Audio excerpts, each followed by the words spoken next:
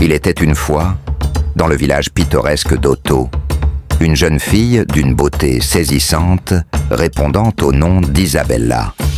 Elle vivait avec ses parents, Maria et John, dans une modeste maison située à la lisière du village. La mère d'Isabella, Maria, était autrefois célèbre pour sa beauté ensorcelante dans sa jeunesse.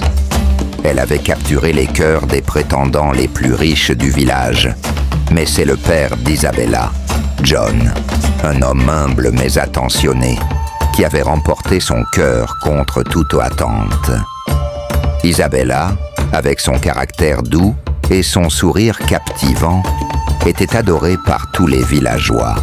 Sa beauté était telle qu'elle semblait irradier une lumière propre, attirant les regards admiratifs où qu'elle aille. Les jeunes filles du village l'admiraient de loin, enviant sa grâce et sa gentillesse. Un jour, alors qu'Isabella rentrait chez elle après avoir ramassé du bois dans les bois environnants, elle fit une rencontre terrifiante.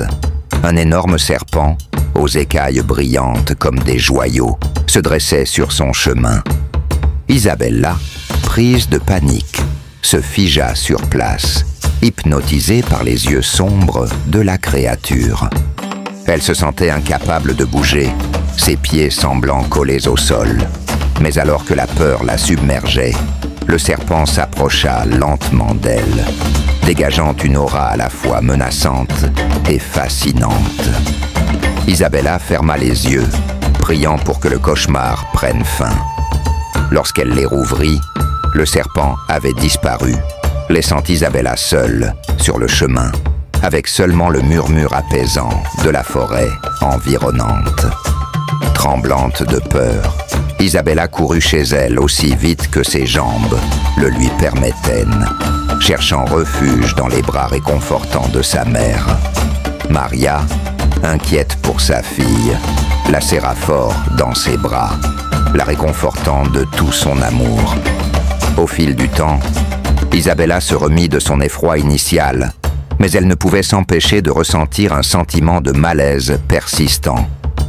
Les apparitions mystérieuses du serpent dans sa vie la troublaient, et elle commença à faire des cauchemars où elle se voyait elle-même se transformer en serpent. Malgré les réconforts de sa mère, Isabella sentait que quelque chose d'étrange se tramait dans les bois. Poussée par un mélange de curiosité et d'inquiétude, elle décida un soir d'explorer la forêt.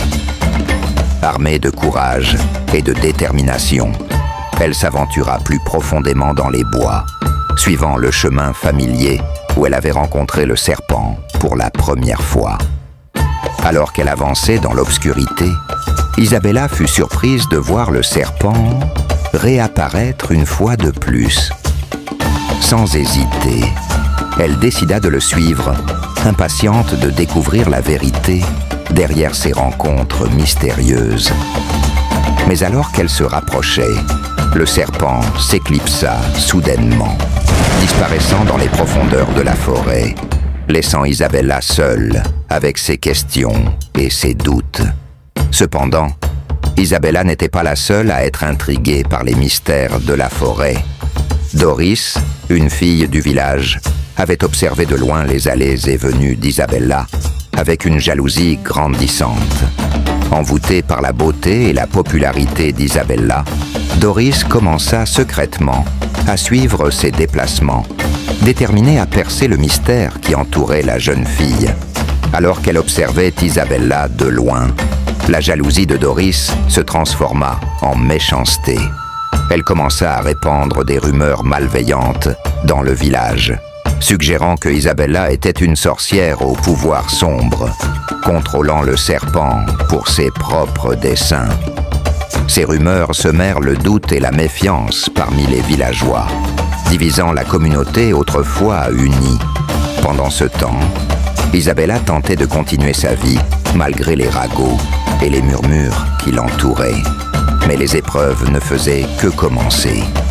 Un jour, alors qu'elle rentrait chez elle du ruisseau, avec une cruche d'eau, Isabella se retrouva face à face avec des hommes étranges qui semblaient avoir de sombres intentions à son égard. Prise de panique, Isabella sentit son cœur battre la chamade, alors que les hommes s'approchaient d'elle lentement, leurs regards empreints de menace. Mais juste au moment où tout semblait perdu, le serpent mystérieux fit son apparition, sifflant avec fureur et semant la terreur parmi les hommes. Pris de panique, ils s'enfuirent précipitamment, laissant Isabella tremblante, mais saine et sauve. Cet incident renforça le lien mystérieux entre Isabella et le serpent, alimentant les rumeurs et les spéculations dans le village, déjà en proie à la suspicion et à la peur. Pendant ce temps, les prétendants continuèrent à se présenter pour demander la main d'Isabella en mariage, attirés par sa beauté et sa réputation. Parmi eux se trouvait James, un jeune fermier connu pour sa nature travailleuse et son caractère doux. Malgré les rumeurs qui tourbillonnaient autour d'elle, Isabella se sentit attirée par la gentillesse et l'honnêteté de James, et elle accepta sa proposition de mariage avec joie. Cependant, le jour de leur cérémonie de fiançailles, l'atmosphère joyeuse fut brusquement interrompue par l'apparition soudaine du serpent, semant la panique parmi les invités et poussant James à annuler brusquement les fiançailles. Isabella, le cœur brisé par cette trahison inattendue, se retrouva une fois de plus au centre des rumeurs et des soupçons qui pesaient sur elle. Déterminée à découvrir la vérité et à rétablir son honneur, Isabella se tourna vers sa marraine Lily, une femme sage du village voisin. Lily révéla à Isabella un sombre secret. Elle avait tenté de maudire Isabella à sa naissance, en transformant l'un de ses jumeaux en serpent, dans un acte de jalousie et de vengeance.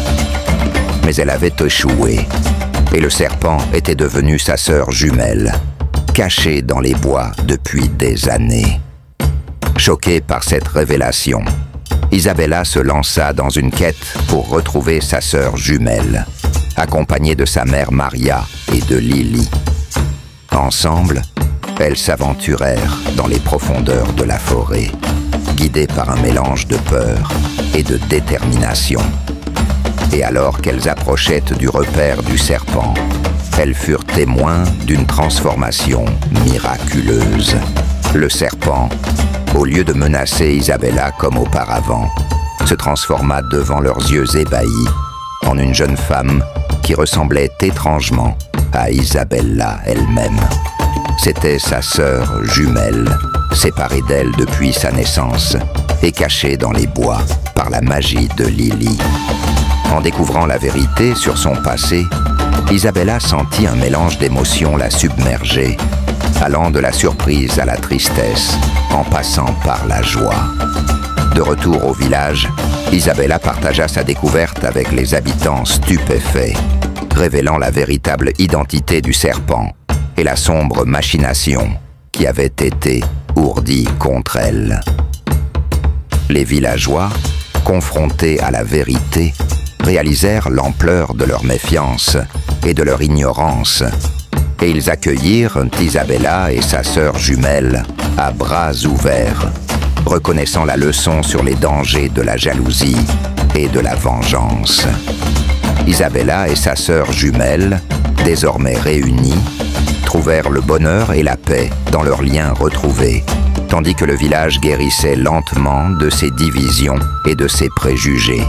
Leur histoire devint une légende dans le village, rappelant à tous l'importance de la gentillesse et de la compassion dans un monde marqué par la suspicion et la méfiance. Et ainsi, Isabella vécut heureuse aux côtés de sa famille et de sa sœur jumelle, sachant que rien ne pouvait briser le lien indestructible qui les unissait. Et dans les années à venir, leur histoire fut transmise de génération en génération, servant de rappel intemporel sur les dangers de la jalousie et de la vengeance, et sur la puissance de l'amour et du pardon.